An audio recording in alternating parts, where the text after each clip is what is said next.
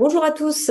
Aujourd'hui, j'ai décidé de vous faire un petit résumé de plusieurs articles que j'ai parcourus et qui annonçaient les nouveautés Airbnb 2024. Donc, un peu, en général, je crois que 2 fois par an, hein, le PDG d'Airbnb nous fait une vidéo à la Apple pour présenter les nouveautés des 6 mois à venir.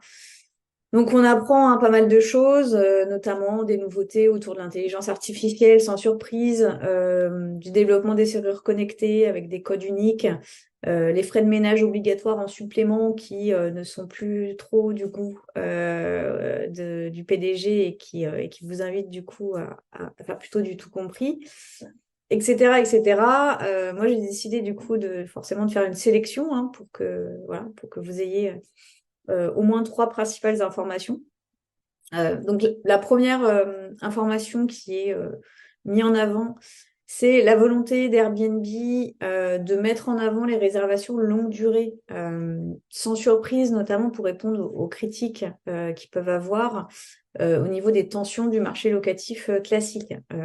À titre d'exemple, hein, enfin la ville de New York en septembre a annoncé qu'elle interdisait de louer des logements de moins de 30 jours, sauf 2 exceptions. Je ne rentre pas forcément dans les détails. Donc, forcément, c'est un frein, je dirais, au développement d'Airbnb. Brian Chesky nous explique que lui, bon, c'est plutôt pour viser le marché des travailleurs nomades, hein, qu'il développe du coup ces réservations longue durée. On peut imaginer quand même que c'est plutôt la réglementation qui le pousse à le faire plutôt que le marché. Mais néanmoins, c'est quand même un élément à avoir en tête. Pour l'instant, ça n'a pas forcément d'impact direct pour vous, hein. Sauf si évidemment vous êtes dans des villes où les réglementations sont plus strictes. Euh, Néanmoins, c'est peut-être des éléments quand même à avoir en tête, à surveiller, voire à anticiper, avec la possibilité peut-être de proposer des offres longue durée pour vos hébergements, pour peut-être anticiper demain des modifications au niveau de l'algorithme, peut-être sur Airbnb. Deuxième information, Airbnb a lancé récemment ce qu'ils appellent les coups de cœur voyageurs, donc qui rassemblent à peu près 2 millions d'offres dans le monde. Ça ressemble plus ou moins, hein, au statut de superhost, mais c'est 2 choses différentes. Donc cette nouvelle catégorie, elle se base sur les critères suivants.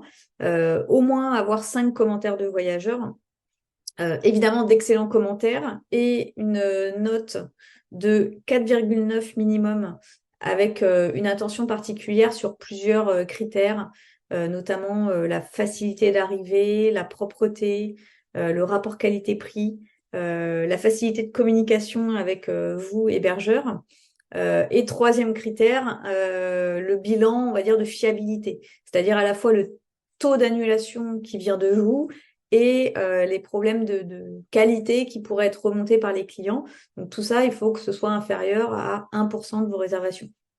Euh, donc, vous savez ce qu'il vous reste à faire, hein, faire en sorte de répondre à ces critères, obtenir des avis, des bons avis, avoir une bonne relation client.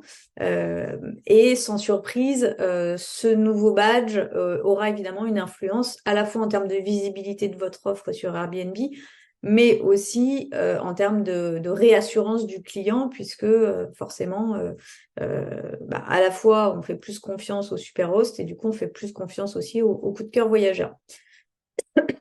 Dans la même lignée, on annonce également que les commentaires vont être un petit peu réajustés, remaniés, avec plus d'informations qui sera donnée, évidemment si le voyageur l'accepte, sur le profil du voyageur. Un peu à la sauce Booking, où on peut voir régulièrement cette personne est venue en couple, cette personne est venue pour le travail. Donc Airbnb annonce voilà, aussi ce type de détails, évidemment, pour que le potentiel voyageur puisse se projeter et se dire, OK, ce voyageur-là a laissé un bon avis, il venait dans le cadre d'un déplacement professionnel, je viens dans le cadre d'un déplacement professionnel. Du coup, son expérience et ses besoins, il y a de grandes chances qu'ils soient similaires aux miens, en tout cas, plus que ce voyageur qui vient pour un séjour en famille, par exemple. Donc, intéressant hein, à avoir en tête.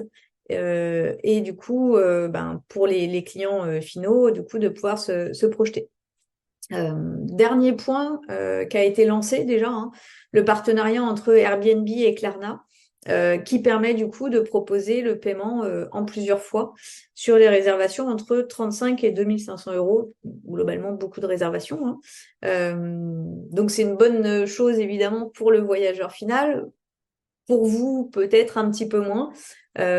Si vous êtes dans une logique de vouloir développer vos ventes directes et diminuer votre dépendance, on va dire, notamment en termes de chiffre d'affaires, aux OTA et notamment à Airbnb, faites attention à proposer autant, voire davantage de flexibilité en direct que sur Airbnb. En exemple, hein, si vous proposez donc le paiement 3 fois sans frais différés sur Airbnb, mais qu'en direct, il faut que le client paye 80% de son panier au moment de la réservation et les 20% restants 30 jours avant l'arrivée. Il n'y a pas photo. Le client, entre le fait de pouvoir euh, décaler dans le temps son paiement ou le fait d'avoir une sortie d'argent très importante au départ, il choisira évidemment la solution Airbnb, ce qui n'est pas du coup une bonne nouvelle pour vous. Donc voilà, quelques informations que je souhaitais vous partager. Je vous laisse regarder les articles pour découvrir un petit peu le reste, notamment sur l'intelligence artificielle, etc. Et puis je vous dis à très bientôt et je vous souhaite une bonne journée. Au revoir.